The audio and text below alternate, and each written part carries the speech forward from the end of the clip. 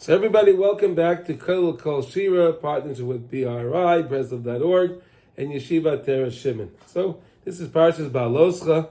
It's a very action-packed Parsha. There's so many things going on.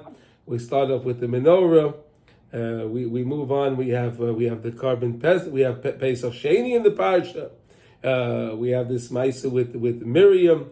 With Miriam and Aharon and the Tzaras and so many amazing things to discuss. So I picked a few things, and in Mitzvah Hashem we'll talk about a few different things, and then hopefully we'll clarify a couple of items on the parsha. All right. So let's start off for something very interesting. It starts off that it says that Aharon, he lit the menorah, and he did it as he was supposed to do it. So Rashi says that he didn't change anything. So let me ask you a question. Is that really a big shevach? Is that a real big praise for Aharon that he didn't change anything? Why would you think he would have changed something? I think you're muted. What? Why would you're not muted. Why would anyone think that Aharon would have even thought to change anything, right? So let's understand it maybe a little bit deeper. Maybe like this, let's remember last week we brought the different sacrifices from all the different Shvatim, right? It was the inauguration of the Mishkan, and all of the Shvatim brought their sacrifices. Who was the one that carried out the offerings? It was Aharon, right? Aharon was the one that all the Nesiim, right? Each one of the presidents of the tribe brought their carbon, their set of carbonas. They brought it each day, and Aharon sacrificed it for them. And now, what happened was, when we think about it, Shevet Levi was not mentioned.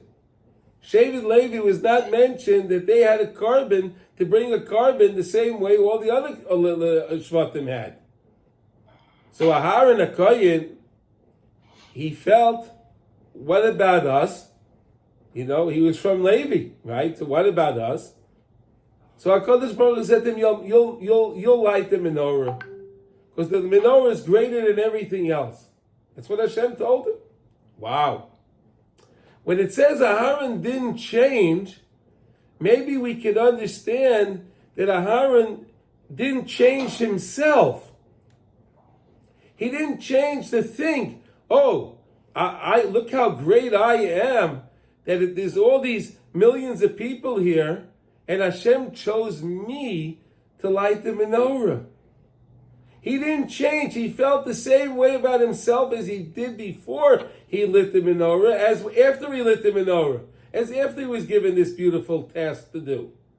You understand that? You understand what I mean? If he didn't change anything, he didn't change himself. I think that's a very important thing to understand. Anytime we do any kind of a mitzvah, right, that Hashem gives us, we always have to remember to thank Hashem for giving us the opportunity for doing the mitzvah, right? We have to thank Hashem that you gave me the opportunity to do the mitzvah, right? I went to shul and I put on my talis, my tefillin. Wow, Hashem, thank you for the opportunity, for giving me this opportunity to put on my tefillin, to answer Amen Yehi Shmei Rabbah, to say Baruch Hu, to say Kadosh, Kadosh, Kadosh. Hashem, thank you for the opportunity, right? It's an amazing thing. Right, because if you think about it, really, in the world, how many people are doing that? There are billions of people in the world. How many people put on talis and tefillin? How many already? Not many. It's not many, especially in regard to the entire world, right? There are billions of people in the world, and how many people know to put on a talis and tefillin? Unbelievable. So you have to thank Hashem that He gave you this opportunity to know about these mitzvahs. Unbelievable. Do you ever think of it like that? Did you ever think of it like that? We're always worried. I have to go to shul. I have to put this. But these are all opportunities. And the most important thing is to say, Maidani, thank you Hashem. Thank Hashem for every opportunity that Hashem gives us. Okay? Now, to understand this, it's very important because again, at the end of the parsha, the end of the parsha, when it came to Miriam. Now let us understand something. Miriam was in the Via herself. She was a prophetess, right? Aharon was a prophet. Now Aharon and Miriam and Aharon came to Moshe to complain to Moshe that he left his wife Tzipporah. He left his wife. Okay, number one, who asked them to become the lawyers for Tzipporah? That's A, right? No one. It was Tzipporah wasn't upset. Moshe spoke to her. She understood what was going on. She understood that Moshe Rabbeinu was the Navi of all Nevi'im, and she understood that HaKadosh Baruch Hu spoke to Moshe Rabbeinu peh el peh, as the Torah says, okay, as the Torah states, right? And Moshe Rabbeinu did not know at what time when Hashem would appear to him. You understand? Moshe Rabbeinu did not know when Hashem would appear to him. He can appear to him at any time. So Moshe Rabbeinu always had to be in a level of Kedusha. He always had to be prepared to speak to Hashem at any given moment. Why? Because he didn't know when Hashem would come to him. You understand that, everybody? Mm-hmm. Right? So let's understand this for a minute. So what does Miriam and Aharon say? That Moshe Rabbeinu, look, we're also prophets, but we have our spouses. So why can't you have your spouse? They didn't understand the level of Moshe Rabbeinu. They didn't understand that there's unlimited levels when it comes to Nevuah. Right? When it comes to prophecy, there are unlimited levels. There's unlimited levels of prophecy. We know the two basic ones that Chazal tell us is you have in the splaklaria ha-me'ira and the splaklaria loy me'ira. What does that mean? You can have a mirror. You can have sometimes a mirror, right? And the mirror is so clear. And the mirror is so clean, so clear, so pristine, that when you look in that mirror, you see the image so clearly, crisply, right? And then sometimes you may have a mirror that's a little foggy. You may have a mirror that's it's a little scuffed, and whatever you have on it, right? And it's not such a clear picture. You see something, but you don't see it so clearly. Correct? You understand the example, right?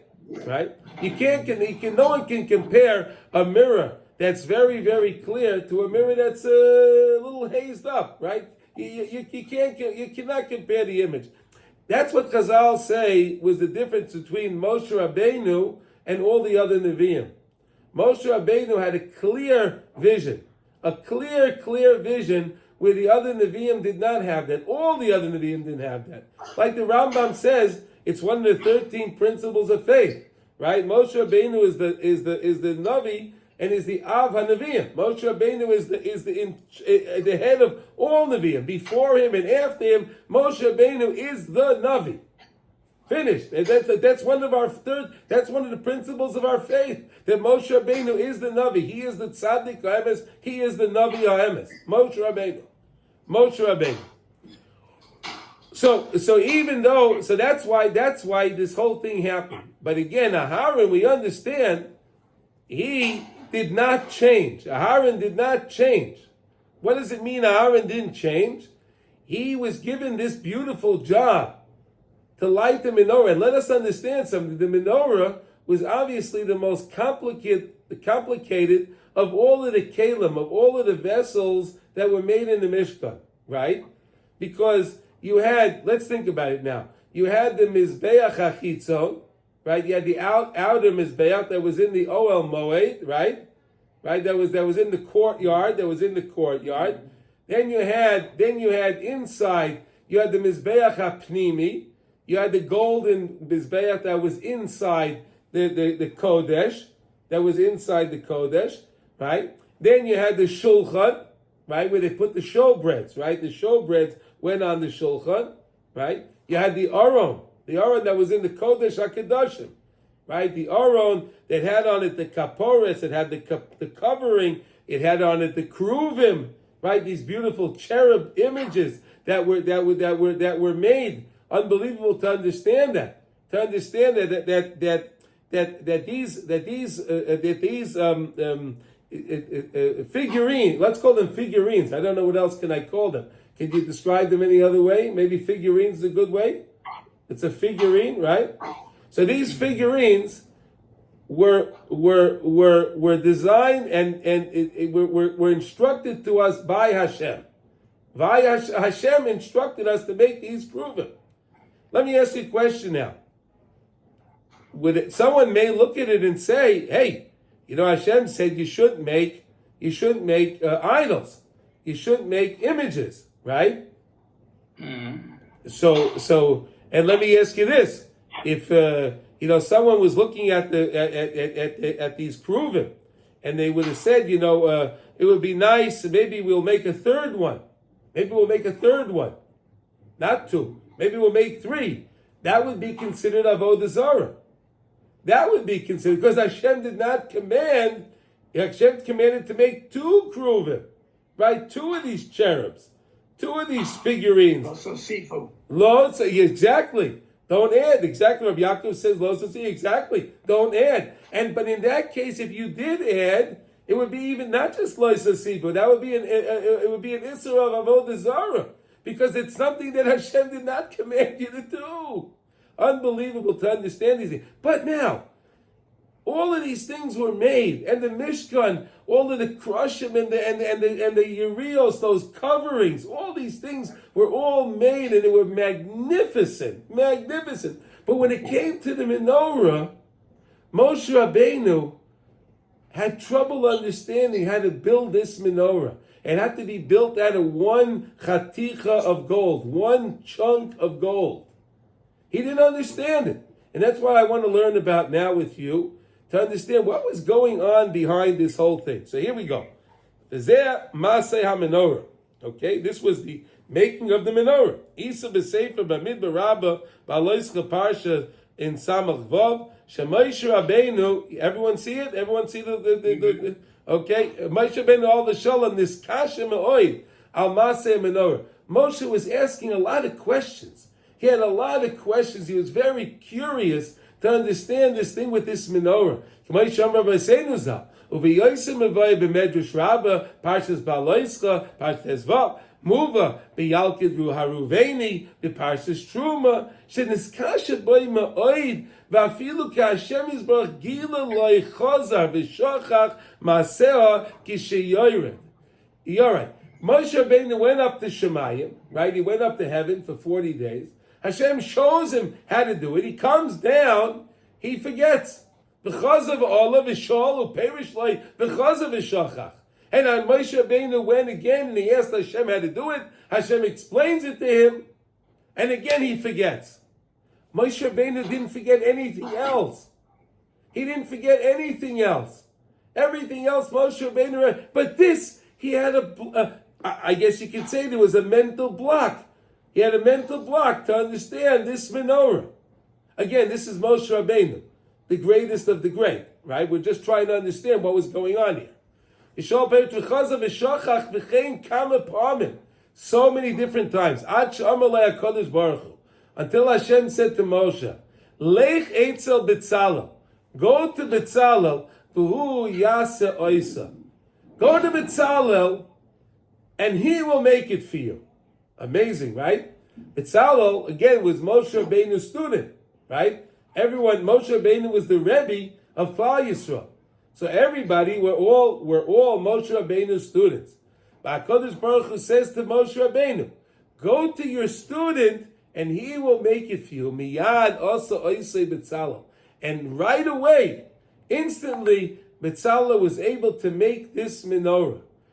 Others say that they took the chaticha of gold, they took this big chunk of gold, they threw it into the fire, and voila, came out the menorah. Okay?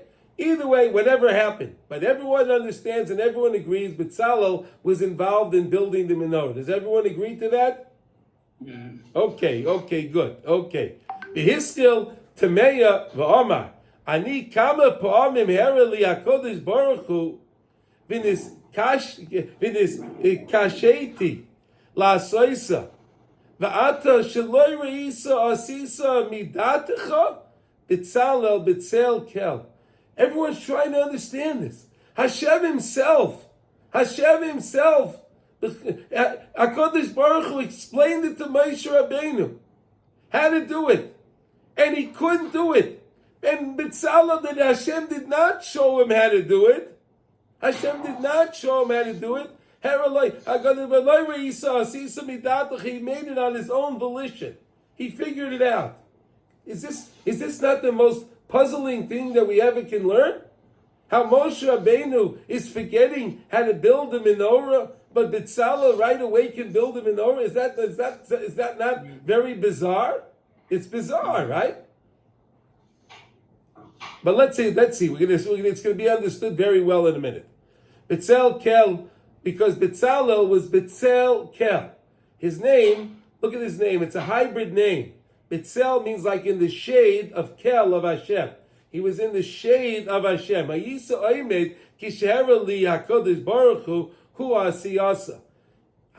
Bezalel was standing in the background. He was the shade. And he was listening to what was going on. He learned via listening how to make the menorah. Ad kan l'shoinai. This is the lashon and the medrash. This is an amazing, most amazing medrash. V'chol royesh he is stoimim al marazois. Anyone that looks at this is going to be so puzzled. Eich yitachin sheMoshe lo yada v'nis kasha kama pamim al asiyasa u'Bezalel asa oisei miyad. No one can understand this. How is it possible the Rebbe is asking the questions on how so much to make it from Hashem, b'chvoidei v'atzmai HaKadosh Baruch Hu, and then Bezalel goes and makes it right away. And if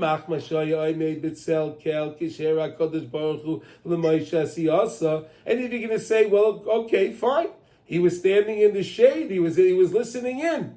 He listened in. He was a good student. He understood how to do it. Halay Moshe ba'atzmai bevadei amad shoma v'Hashem yisbarach ba'atzmai lamad imai. So you're saying that Bezalel was looking in on the side, right? He was looking in on the side, but that's good, and he was able to do it. But Hashem was talking directly to Moshe. He was directly talking to Moshe, and he couldn't do it. He was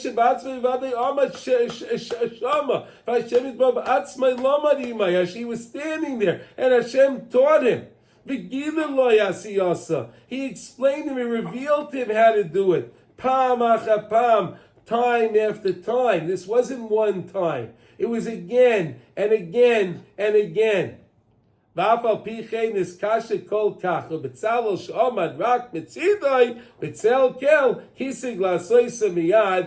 standing on the background, he was standing on the sideline, and he understood how to do it right away.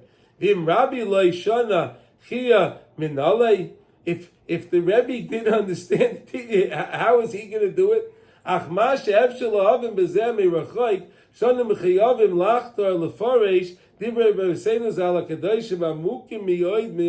These words are very, very deep, and let's try to understand these words, what Chazal is trying to teach us over here. These words are very, very, very deep and holy words.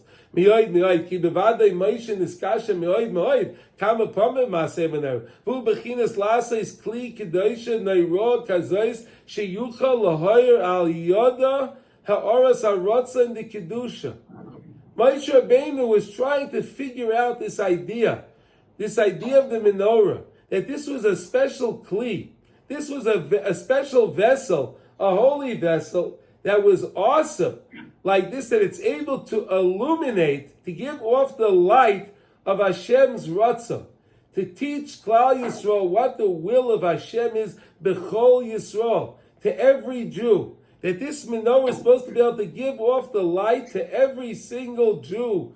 Every single Jew. This is the job of the menorah.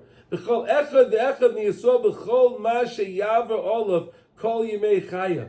And no matter what happened, what transpired with every single Jew, it didn't matter. This menorah was there to stand and shine light into the heart and soul of every Jew of all time. B'chol minei chayshech. no matter what darkness a Jew finds himself in, will find himself in, this menorah is there to illuminate the heart and the soul of every Jew. B'chol mina yeridas in the filos, no matter how far the person has fallen, no matter how many times he's fallen. Sheyavra olam b'kulam b'sheyizgabe b'toikev harotzen sheyoyer lo ilales mikulam. Right?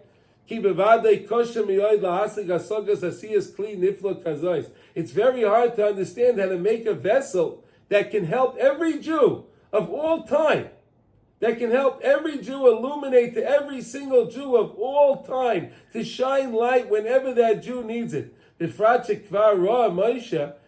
Moshe again was the Navi, like we said.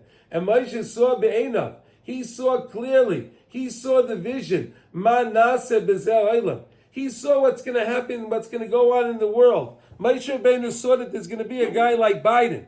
Moshe Rabbeinu saw that there was going to be all of these different things that go on in the world. He saw ahead. Moshe Rabbeinu saw the whole thing.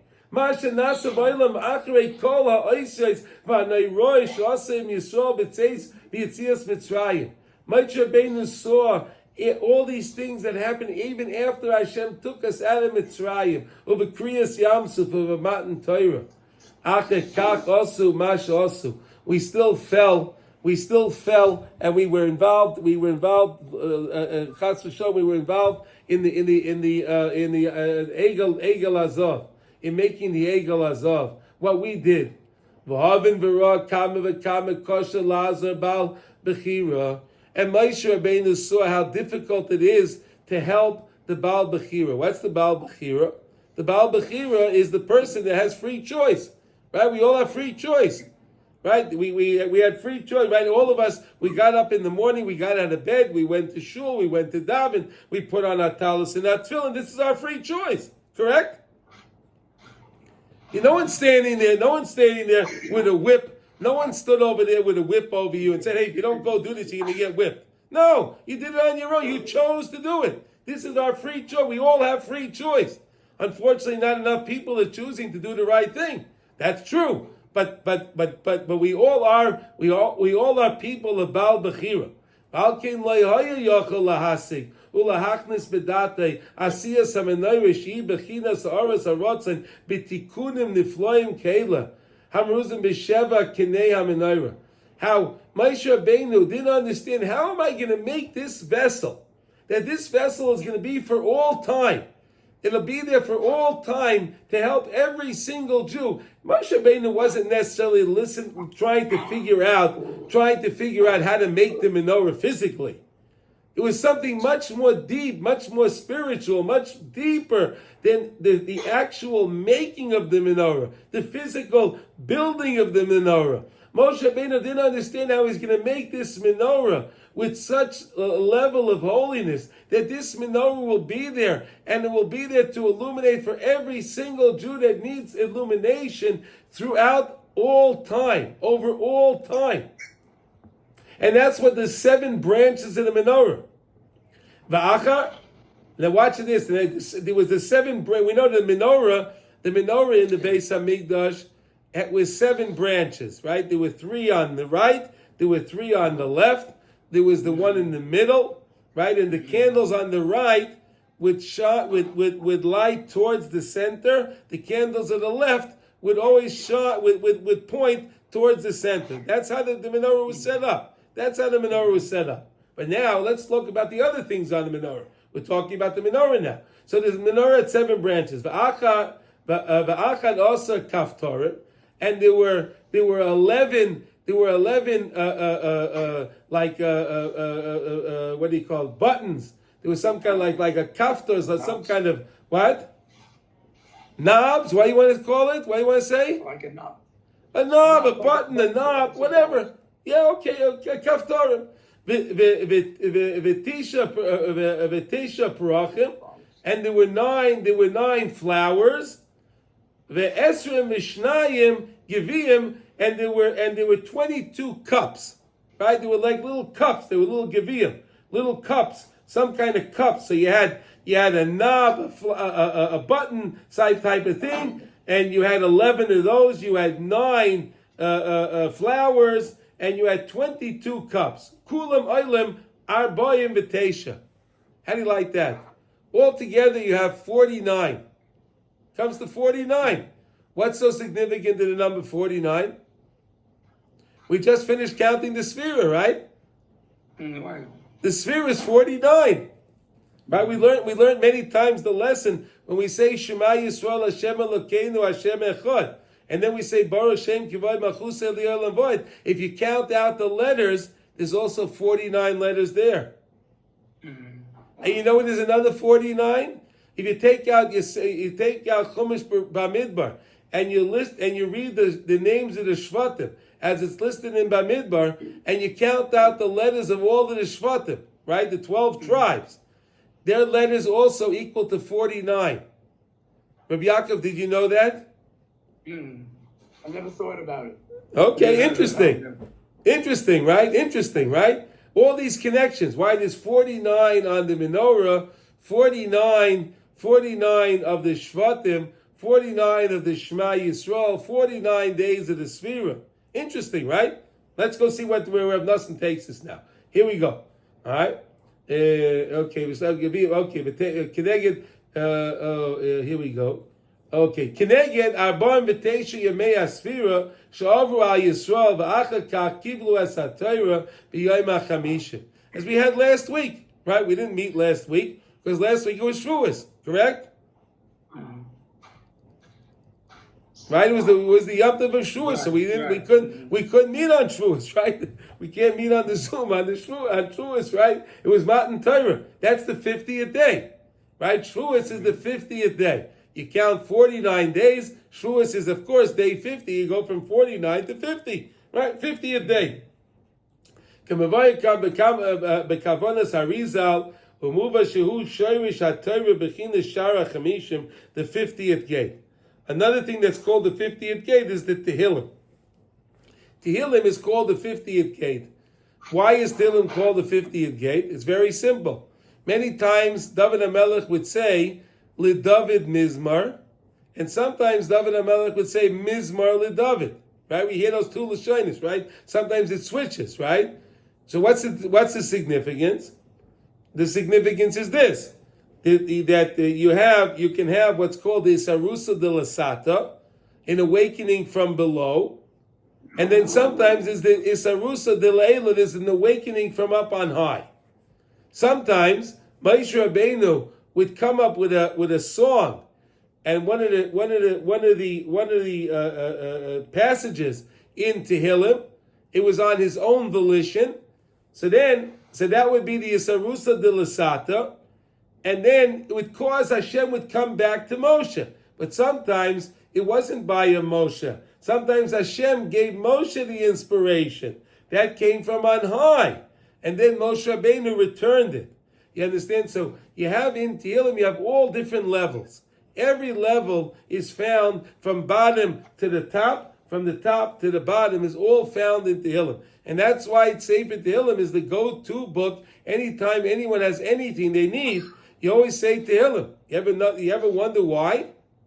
Did anyone ever wonder why? Whenever there's an Eis Tzara, whenever anyone wants to daven for something, they turn to Tehillim. Right? Everyone knows that. But now we understand a little bit why. Because Tehillim is something that you can really connect to because it's the 50th gate. It's very special. It's very, very special because it has every level inside the Tehillim. And everyone can connect to HaKadosh Baruch Hu so well if they read the Tehillim and you understand the words and you try to put yourself into the understanding of what the situation is at Tehillim and you try to find yourself in those words.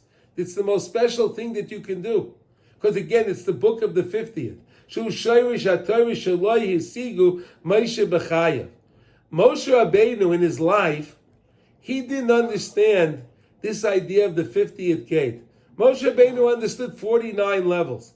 The 50th level, Moshe Rabbeinu didn't understand it in his life. He didn't understand it in his life. Rak be'esis talkusai. Only when it came to Moshe Rabbeinu leaving the world. And we know Moshe Rabbeinu left the world when? On Shabbos. When on Shabbos? In the afternoon.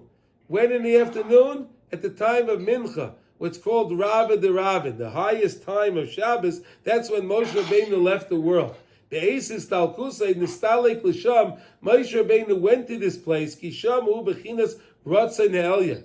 Moshe Rabbeinu was able to go to this place of ratzon ha'elyon, this special place that can cause a tikkun, that can bring repair to anybody for anything. This is the highest place. Bechinas ratzon shebertzainis. It's ratzon shebertzainis.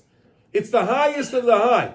Shemachnis taikiv haratzon the kedusha believe kol Yisrael. It can enter into every heart of every Jewish heart. Sheyor lahem b'chol minei chayshech. That it can illuminate to any Jew in any darkness they find themselves into. V'alkein is kasha al zeh. Moshe Rabbeinu didn't understand this 50th gate. Moshe Rabbeinu had a lot of questions on this. Moshe Rabbeinu had a lot of questions. And kol kachu machmash oitzem am v'nosai, because we know that Moshe Rabbeinu wrote in the Torah, right? Hashem had Moshe Rabbeinu write that he's anav mikol adam. Could you imagine how Moshe Rabbeinu felt? Could you imagine how Moshe Rabbeinu felt when HaKadosh Baruch Hu instructed him to write V'aish Moshe hu anav mikol adam? The mamash, he was the truest humble person. But he had to write that. But Moshe Rabbeinu was so humble. He didn't want to take this for himself. Moshe Rabbeinu was a true leader. See, Moshe Rabbeinu was a real leader, not like the leaders we have today. The leaders we have today are not leaders. The leaders we have today are followers. They're all followers. There's no such a thing today as a leader. They follow. What do the polls say? And that's what they do. They're not leading. They're following the polls. Moshe Rabbeinu was a true leader. Moshe Rabbeinu was a true leader. He did the right thing for Klal Yisrael. He stuck his neck on the line for Klal Yisrael time and time and time again. In this parsha, we had the Messiah, right? We had the guys that were complaining they wanted to eat meat, right? What do we have in this parsha, right? You had the guys that wanted to eat meat. So what did Hashem say? You want to eat meat? They were complaining. So what did Hashem say? I'll give you meat. Till you'll pick it out of your teeth. You'll have so much meat, you'll get sick of the meat. Right? And there was a plague. And Moshe Rabbeinu again davens for Klal Yisrael. Moshe Rabbeinu davens for Klal Yisrael. Unbelievable, right? He puts his neck every time on the line for Klal Yisrael. When it came to the Ched HaEgel, what did Moshe Rabbeinu do? Moshe Rabbeinu said to Hashem, if you're not going to forgive the Jewish people, erase me from your book. Could you imagine that? He was so selfless. Moshe Rabbeinu was selfless. He didn't care he only wanted to do what was right for Klal Yisrael. He wanted to help Klal Yisrael. Moshe Rabbeinu was the true leader, a true leader. So Moshe Rabbeinu didn't understand this. He couldn't understand that he was connected to this high place of Ratzon Shebaratzon because he was such a humble person. He couldn't believe he was holding at this place. But when he was leaving the world, then Hashem showed him, I'm going to let you leave the world at the time of Ratzon Shebaratzon. What's the time of Ratzon? That's Shalosh Shudas on Shabbos. It's the most special time. Why is that the most special time? Because Shabbos is about to leave, right? Whenever you have something holy, right? And it's about to leave, right? For example, we all understand when it's Yom Kippur, right? Yom Kippur is the holiest day of the year, correct? So what's the most special time of Yom Kippur? Ne'ilah, right? Ne'ilah is the most special, precious time. Where all day long you were looking at your watch and so many more hours. When it comes to Ne'ilah, everyone's so involved in the tefillah, they're not looking at their watch anymore, right? It's such a special time. So Moshe Rabbeinu was holding in this special time. He was holding there. But Moshe Rabbeinu didn't believe he was, because he was so humble. But watch this now. As the Zohar writes in the section of the Raya Mehimna, the faithful shepherd. That's what it means. Parsha BeHa'alotkha, v'alkein niskashe kol kach, v'lo haven eich yaseh Menorah b'tikunim ka'elu. Moshe Rabbeinu didn't know, how am I going to make a menorah? You want me to make a menorah that's going to be able to illuminate the heart of every Jew over every situation? You want me to do that? How am I going to do that? Kol kach v'lo haven ech yaseh menorah b'tikunim kelu sheyor harotzen lenetzach. That'll be able to bring eternity. It'll be the Ratzon Hashem for all eternity.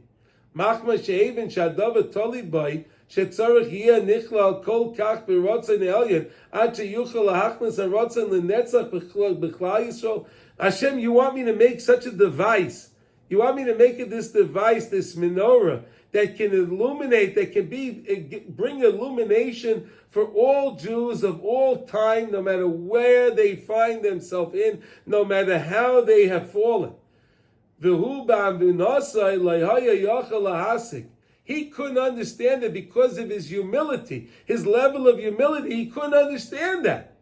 How do I have, Moshe was saying, how do I have the koyach to do this? That's why he was asking Hashem so many times, how am I going to do this?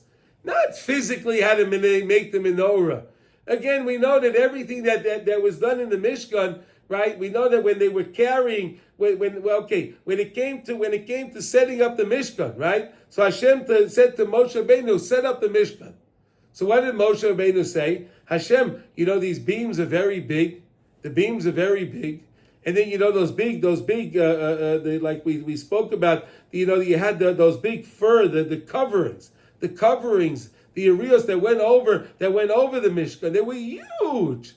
And Moshe Rabbeinu was saying to Hashem, "How am I going to do this? You want me to set up the Mishkan? I'm an old man. How am I going to do this?" Hashem said, "Just go over, try." Moshe Rabbeinu put his hand on the beam and it lifted it up. And Moshe Rabbeinu just touched anything and it lifted it up. We know Chazal tell us when we were traveling in the desert, right? So we know that the family of Kahas was in charge of carrying the Aron, right? Now the question is, were they actually carrying the Aron, or was the Aron carrying them? Right? Were they carrying the Aron? Was the Aron carrying them? Yeah, they were holding on to the poles, but the poles were lifting them up. They were dangling. The poles were going on their own. Everything was done me'elav. Everything was done on its own. Moshe Rabbeinu wasn't asking how to make the menorah. How am I going to bang out the menorah? How is it going to look? He was trying to understand this idea. How am I going to bring tikkun for Klal Yisrael for all eternity? How are you giving me this job, Hashem? You want me to do this, Hashem? Aval Bezalel Talmidai. But let's go back now. Bezalel is Moshe Rabbeinu's student, right? Haven Menorah. He understood it from a distance. He wasn't involved in the conversation directly with Hashem. He was on the sideline.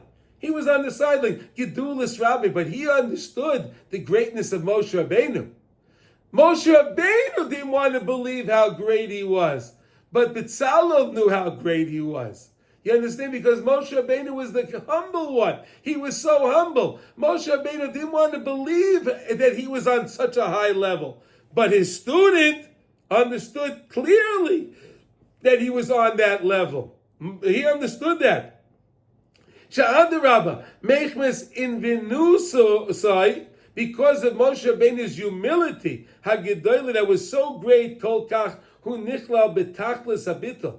Moshe Rabbeinu is connected to the tachlis of bittul, the tachlis of nullifying himself to Hashem.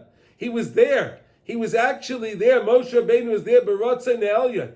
Kisham efshel likolo b'shleimus, because from that place it's impossible to come to the shleimus.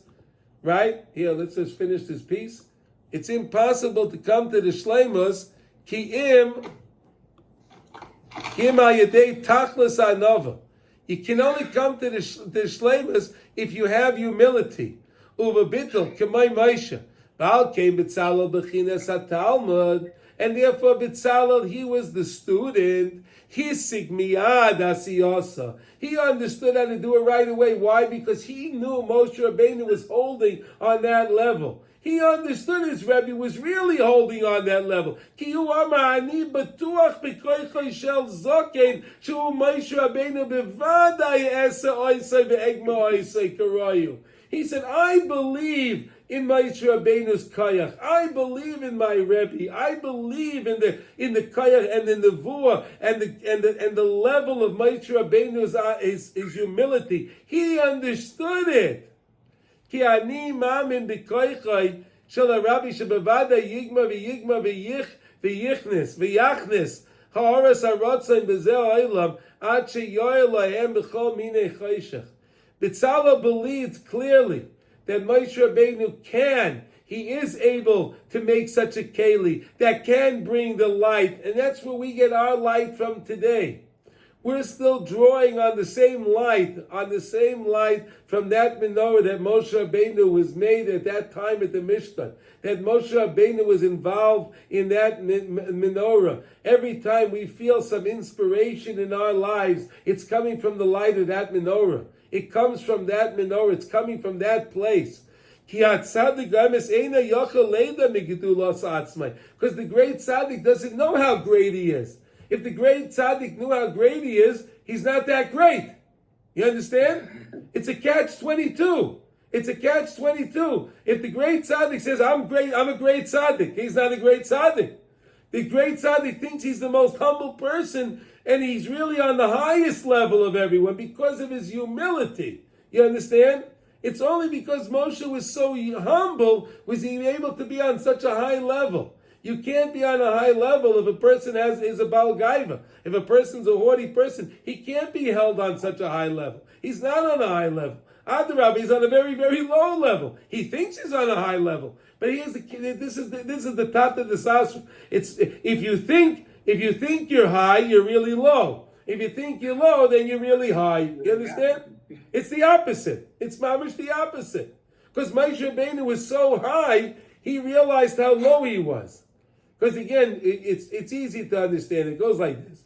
You know, the more you understand how great Hashem is, right? The more a person understands how great Hashem is, the easier it is for him to be an honor, right? Because again, let's think about it. If a person is truly a humble person, right? If he's truly a humble person, he's connected to Hashem, he realizes how infinite Hashem is. He understands that Hashem is infinite and we're all finite beings. What are we? We're in the world for whatever years we're in the world. We're here for as long as we are. But Hashem is infinite. So when a person really understands that Hashem is infinite, and a person really understands that HaKadosh Baruch Hu is there to help and illuminate for anybody that needs the illumination, that's Moshe Rabbeinu. Right? You understand? This is unbelievable. He can't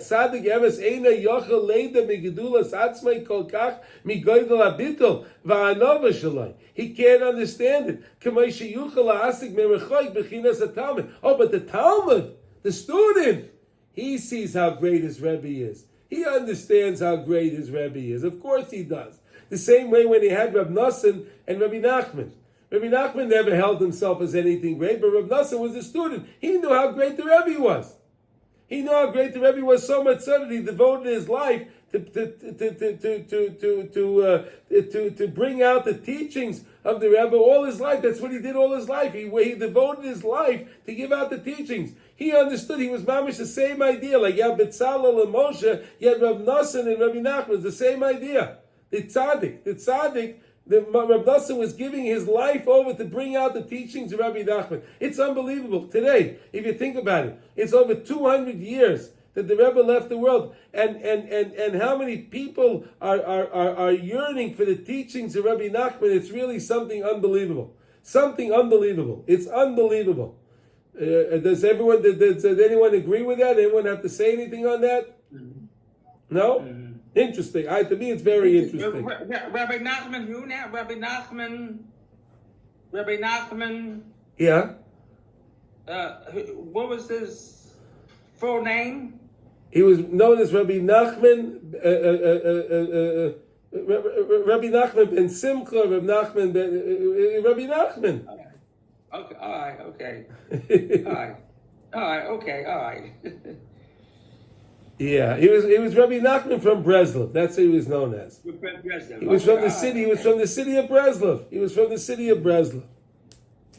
His mother's name was Fega, right? His mother's name was Rabbi Nachman ben Fega, Rabbi Nachman ben Simcha, Rabbi Nachman ben Fega ben Simcha, whatever. However, but that was his name. And okay. Anyway, let's finish this piece over here. Kol kach aliyasa shezeh machmas avinasai ayedei zeh daike yigmar hatikun shel menorah. He was able to make the tikun of the menorah, be able to build this menorah. Shu aras haratzin that aras haratzin al came Bezalel daike asa osai. Therefore, Bezalel actually made it karayu. Va'kol b'koychei shel Moshe Rabbi, but he did it only with the koyach of his Rebbe.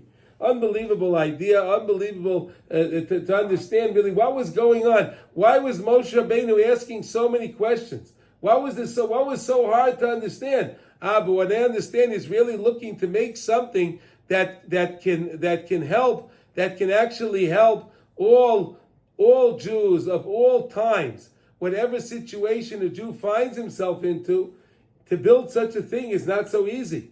That's not so easy. To make one device, to make one kli that can connect to every Jewish soul of all times, that's something difficult. And that's what Moshe Rabbeinu didn't understand and how he was going to do that. Moshe Rabbeinu didn't understand, but Bezalel understood. So let's spend another couple of minutes now, and let's look. It says in the Parsha, also it says, Va'ish Moshe anav miod. Yeah, these words are in the Parsha. Right? At the end of the Parsha, Va'ish Moshe anav miod. Right? When Miriam and Aaron were complaining to Moshe Rabbeinu why he left his wife, so HaKadosh Baruch Hu said to them, Vo'ish Moshe anav miod. Moshe Rabbeinu was very humble. Very, very humble. Ikar Eitzah Gedula Amitis B'chol HaTzoros. Look at this. Anytime we're going through a tzar, right? Klal Yisrael today is going through a tzar, right? We're going through a pain, right? Right? Jews all over the world are being targeted, no matter where they are in the world. Jews are being targeted.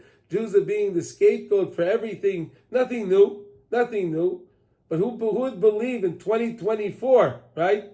Tavshin Pei Dalet. Who would believe that the same anti-Semitism would rear its head again? Whoever believed it? Rabbi Yehuda, did you believe you'd see what's going on today again? Did you believe that 10 years ago? Would you believe if someone told you this was going to go on today? Would you believe that? No response? Okay. I believe. Anyone want to say anything on that? I was muted. Yeah, it's hard to believe. It's something very hard to believe, right? I mean, every nation and every country in the world is against Eretz Yisrael. Every campus, every college campus, they have their protests. Come on, I mean, it's unbelievable, right? So we would all agree we're in an eighth tzara right now. We're in a difficult situation now. Or a person has an individual problem they're going through, right? The person may have a health issue, he may have a family issue, he may have a financial issue, right? He may have a spiritual issue, whatever tzar the person's going through. Rahman l'tzlan, ein shum eitzah nechoyin livroich mehem ki ma yedei abitul el hatachlis. The only way you can run away from that and you can fix it is running to the tachlis, to nullify yourself to the tachlis. What is our tachlis in life? What is our purpose? Why are we here in this world? We're here in this world to find Hashem. Hashem put us in this world to find it. Hashem made this beautiful game. It's called hide, go seek. Hashem hides, and He wants us to find Him, right? Hashem wants us to find Him. That's what He wants. Hashem wants us to find Him in this world. So what is the answer that we can do? What's the advice that we can do to run away from all of these things? To nullify myself to the tachlis. What's my purpose in this world? Close your eyes tightly. And make yourself like you look like you're asleep. And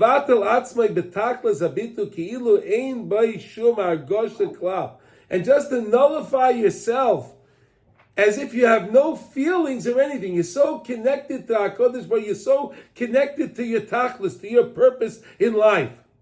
Rak ledabek ulevatel machshavosav ela orein tzayis barach. Connect your mind and then nullify your thoughts to Hashem.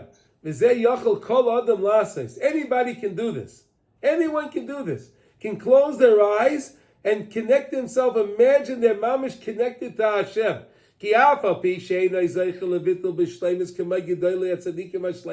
Even though, okay, you're not going to come to the level of bittul that the great tzaddikim were able to do, right? The great tzaddikim were able to mevatel themselves and go up to the upper worlds and do all the things that they did. Okay, maybe we can't do that. Okay, maybe we can't do that.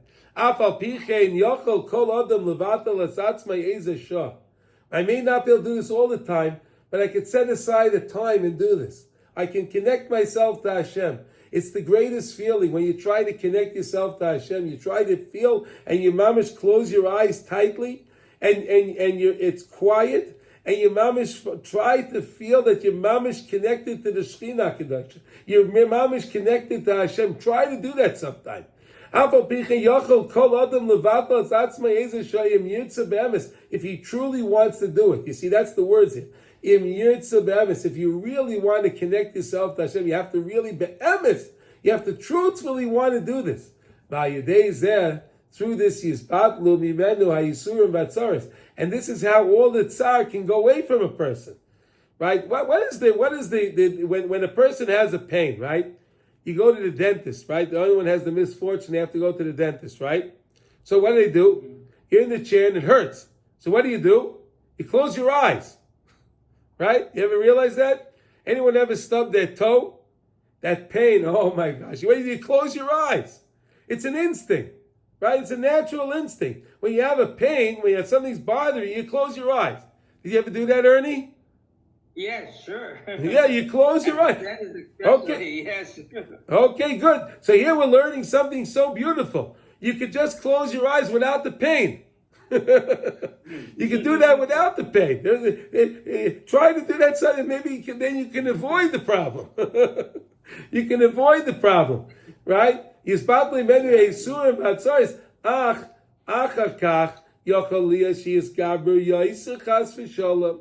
But you know, sometimes if you do this, maybe when you open your eyes, the pain will be worse, right? It can happen. It can happen. So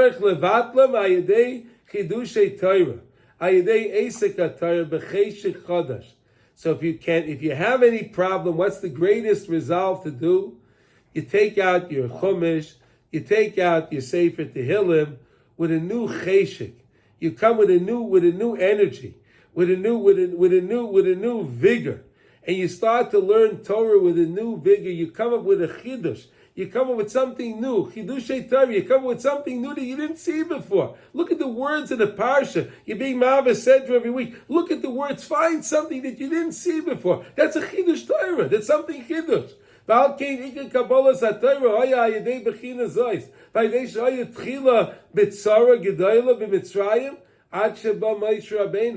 We were in a great Sarah. We were in Mitzrayim. Everyone will agree, right? We were enslaved, right? We were enslaved, right? They were killing our children, right? They were throwing them into the wall. Paro was bathing in the blood of our children, right? Tsar, right? Big Tsar, right? Moshe Rabbeinu came along. Moshe Rabbeinu nullified himself in the Tachlis Habitl. Moshe Rabbeinu was able to nullify himself. Again, let's think about it. Moshe Rabbeinu grew up where? In the palace of Paro. Moshe Rabbeinu grew up in the lap of luxury, right? Egypt was the richest country of the world, and Moshe Rabbeinu was brought in by Basia, the daughter of Paro, right? He grew up in the palace. Amazing, right? It's amazing. Moshe Rabbeinu had everything. He could have lived the finest life. He didn't need to have any tsar at all, right? Did he have to go out to see the tsar of the Jewish people? No. Who told him to do that? He wanted that on his own volition. Moshe Rabbeinu did that on his own volition. No one told him to do it. He said, where did I come from? Who are my people? This is what's going on with my people. I can't live with that.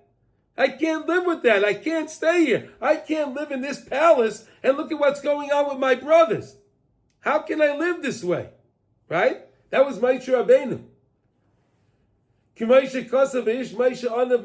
Moshe Rabbeinu was the humble person. Being humble is the tachlis habittul. Being humble, recognizing whatever we have, we only have it because Hashem willed it to us. Hashem granted it to us. Not because I'm so clever, I'm crafty, I'm this, that, and the other thing is why I have. Whatever we have, we only have because Hashem wants us to have it. And when we realize that, that can put us in a place of humility. When I realize I have nothing of my own, everything I have of my own is only Hashem's, and I'm a custodian for all these things. I have to give my tzedakah, I have to spend my time the right way, I have to learn Torah, I have to help people, I have to do chasadim, I have to do kind acts, I have to do things. This is what my tachlis is. And when a person does that, he can do that. Anyone can do that. Through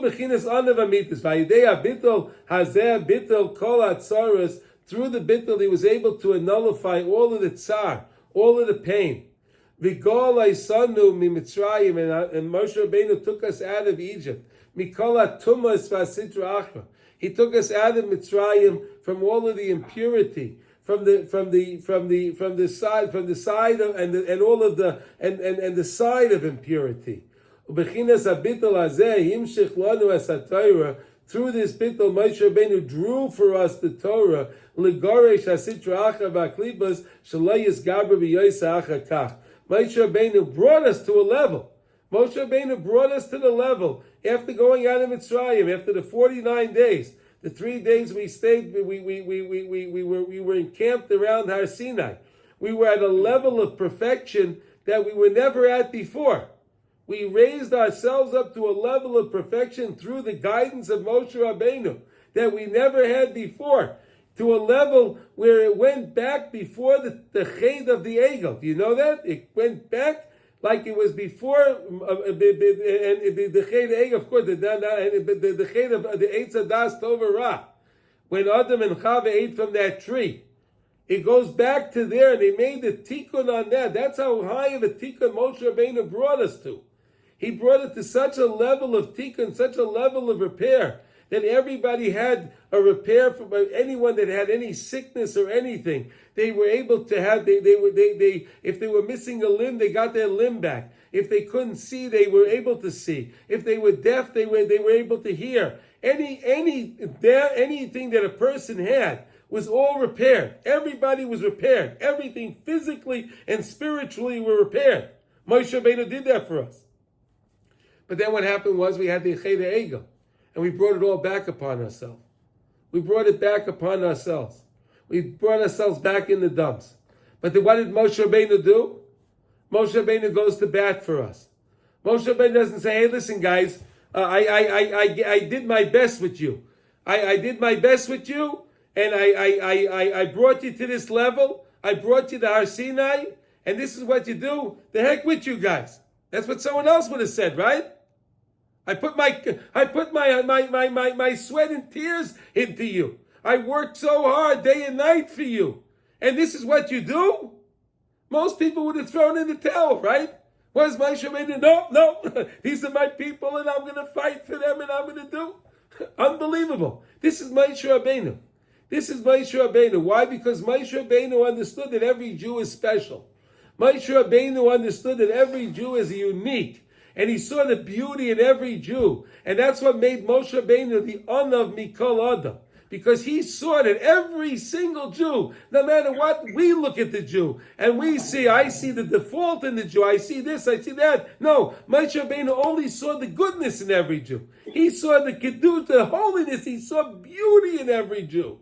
And that's what he showed, he displayed to Hashem. He displayed the beauty of every single Jew to Hashem.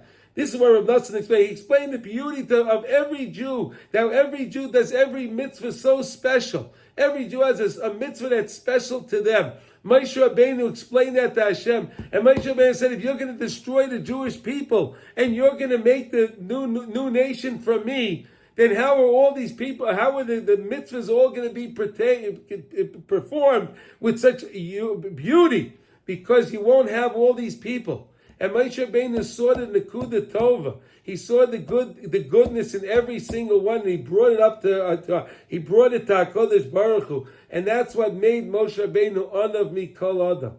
And this is what we're trying to understand here: that even Miriam and Aharon, they couldn't understand the level. It said that we're also Nevi'im. We're also a prophet and a prophetess. So why do we don't have to leave our husband? I don't leave my husband. Either you don't leave your wife, Aharon.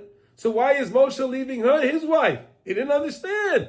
They didn't understand that Moshe Rabbeinu is the Av Mikol HaNevi'im. He's the highest, the best of all. He's the highest of all. But again, Moshe Rabbeinu didn't understand it himself, because he thought he was a very low person, the same way we understood about the menorah, like we explained. That Moshe Rabbeinu, of course he could have made the physical menorah, but Moshe Rabbeinu didn't know how to make a menorah that would shed light, that would broadcast light over for all of eternity, for all generations, for every single Jew. If they only want to tap into the light is there. The light is there. I give us all a bracha, we should tap into the light. Tap into that light of Moshe Rabbeinu's menorah, of the menorah. We have the light. This is what the Parsha is. This is BeHa'alotkha. BeHa'alotkha Saneris. When you light the candles, let us understand that we can tap into that light to illuminate our own souls, to lift us up closer, to bring us closer to HaKadosh Baruch Hu. And with that, I wish everyone they should have a beautiful Lechtige Shabbos. You have a lit up Shabbos. And what better time to have a lit up Shabbos than on the Parsha of BeHa'alotkha? This is the Shabbos of light, so everyone should be zeicher to see the light, to experience the light. We should have the coming of Mashiach, B'Kara, B'Yameinu Mamish. We should all be able to come together and march together to Yerushalayim, Ir HaKodesh, with Mashiach Tzidkenu, with David Melech Malka Mashiach, and we should see the Binyan Bayis Shlishi on Har HaBayis, where it rightfully belongs. And I want to thank everyone for joining, and everyone should have a wonderful Shabbos. Does everyone have any questions before we leave? Any questions? No questions? Okay, so I wish everyone a good Shabbos. Thank you for joining.